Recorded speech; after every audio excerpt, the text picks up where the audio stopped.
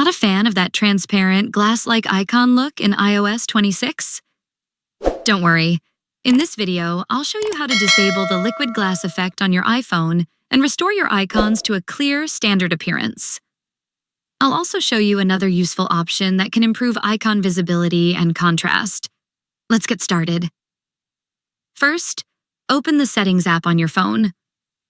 Once you're in Settings, scroll down a bit, find the Accessibility section, and tap on it. Inside Accessibility, find the Display and Text Size section and tap on it. It's important to know that there isn't a single button to turn it off, but essentially, enabling the Reduce Transparency option achieves the same effect. Tap the switch next to it to turn it on, and you'll notice that all your icons appear a bit more vibrant. One more thing you might not have thought of. If you have trouble reading them, you can also enable Increase Contrast. This will make everything stand out more and boost the contrast. And that's it for this video. I hope you found it helpful.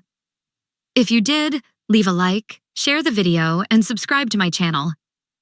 Thank you so much for watching, and I'll see you very soon.